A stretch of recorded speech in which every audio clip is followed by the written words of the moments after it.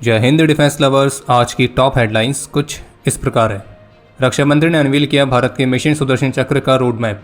भारत को मिलेंगे F4+ standard के रफाल फाइटर्स। इंडियन आर्मी ने अपग्रेड किया अपने पुराने आर्मर्ड प्लेटफॉर्म।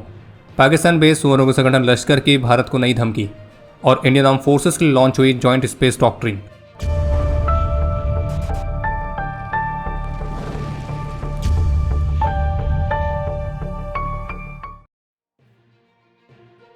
कोलकाता में आयोजित कंबाइंड कमांडर्स कॉन्फ्रेंस 2025 में भारतीय रक्षा मंत्री श्री राजनाथ सिंह ने भारत के सुदर्शन चक्र परियोजना के रोड मैप को अनवील किया है और जिसके तहत अगले 5 से 10 वर्षों में सुदर्शन चक्र परियोजना को 2 फेसेस में रोल आउट किया जाएगा।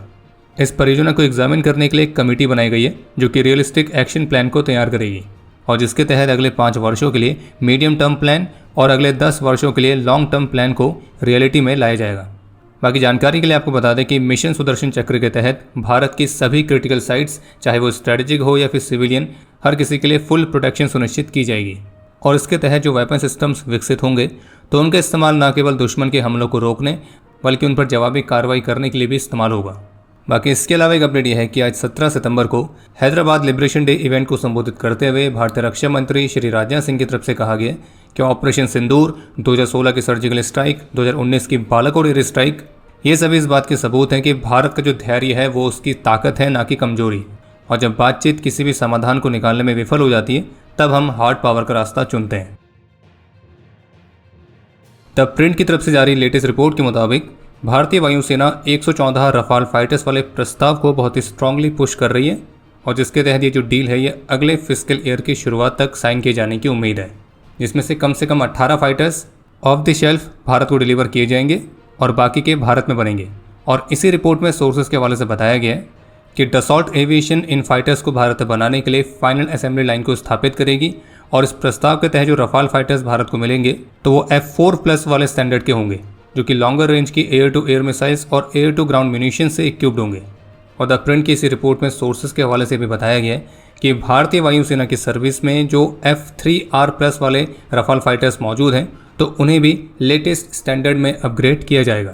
बाकी इस परियोजना को फास्ट ट्रैक मैनर में कंप्लीट करने पर फोकस रहेगा और ये डील लगभग 2 लाख करोड़ रुपीस की होने वाली है।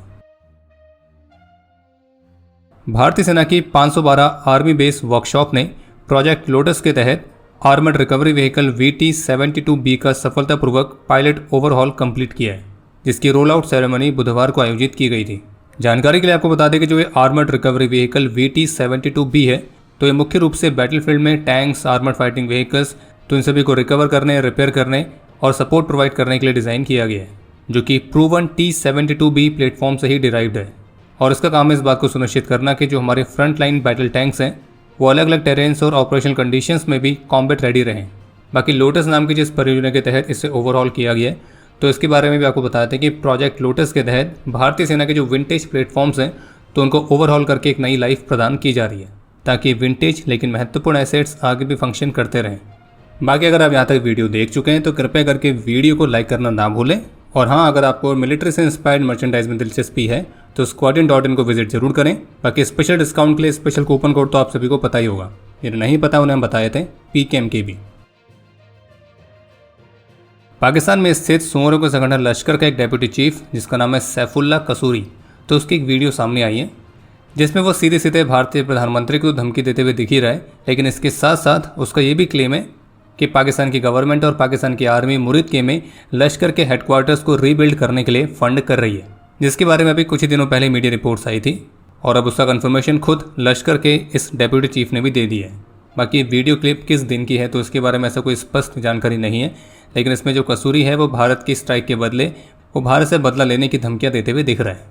और इस कसूरी का ये भी क्लेम है कि जल्दी जम्मू कश्मीर इनका होगा और बहुत कुछ इनका होगा। बाकी वो बात अलग है, कौन किसका होगा वो तो खैर हर किसी को पता ही है। और ऐसा भी प्रतीत हो रहा है कि ऑपरेशन सिंदूर की दूसरी डोज की रिक्वायरमेंट भी शायद अब इनको पड़ने लगी है। कल 16 सितंबर को कोलकाता में टीटागढ़ रेल सिस्टम्स लिमिटेड द्वारा स्वदेशी तौर पर बनाई गई पहली डाइविंग सपोर्ट क्राफ्ट भारतीय नौसेना को डिलीवर कर दी गई है और इससे के टोटल 5 डाइविंग सपोर्ट क्राफ्ट भारतीय नौसेना को मिलेंगी। इसके अलावा एक अपडेट ये है कि कल 16 सितंबर को कंबाइंड कमांडर्स कॉन्फ्रेंस के दौरान भारतीय रक्षा मंत्री श्री राजनाथ सिंह द्वारा इंडियन आर्म फोर्सेस की जॉइंट मिलिट्री स्पेस डॉक्ट्रिन को भी लॉन्च किया गया है, ताकि नेशनल सिक्योरिटी और स्ट्रेटेजिक एडवांटेजेस के लिए स्पेस डोमेन में भी तीनों सर्विसेज के बीच आपसी तालमेल को और बढ़ाया जा सके। बाकी इसके अलावा अलास्का में भारत और यूएस की जॉइंट मिलिट्री एक्सरसाइज युद्ध अभ्यास 2025 का भी समापन हो चुका है और इस दौरान दोनों देशों की मिलिट्रीज ने आपसी टाइज को मजबूत करने के लिए अलग अलग एक्टिविटीज़ कंडक्ट करी थी। बाकी अब समय है आज के इतिहास का। आज के दिन 2001 में MiG-21 के क्रैश में फ्लाइट लेफ्टिनेंट अभिजीत अनिल गडगिल वीरगति को प्राप्त हुए थे। आज के दिन 1965 के वॉर में अपने अदम्य साहस और वीरता का परिचय देते हुए मेजर अब्दुल राफे खान वीरगति को प्राप्त हुए थे और इन्हें मरणोपरांत वीर चक्र से सम्मानित किया गया।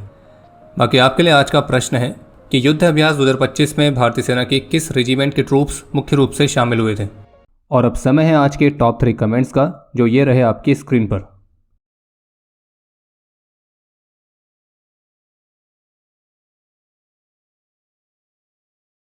उम्मीद है आपको आज का एपिसोड पसंद आया होगा। पसंद आया तो वीडियो को लाइक करना ना भूलें। आपके कोई भी सुझाव या सवाल हो तो उसके लिए कमेंट सेक्शन ओपन है। और अगर आप डिफेंस रिलेटेड और भी एक्सक्लूसिव कंटेंट में दिलचस्पी रखते हैं तो आज ही प्ले स्टोर से डिफेंस स्क्वाड की सुपर ऐप को डाउनलोड करना ना भूलें। और अगर आप चैनल पर पहली बार आए हैं तो squadron.in पे जाके हमारे नए डिज़ाइंस को भी चेकआउट जरूर करें। बाकी जल्द मिलेंगे नए एपिसोड के साथ। तब तक के लिए जय हिंद, जय भारत।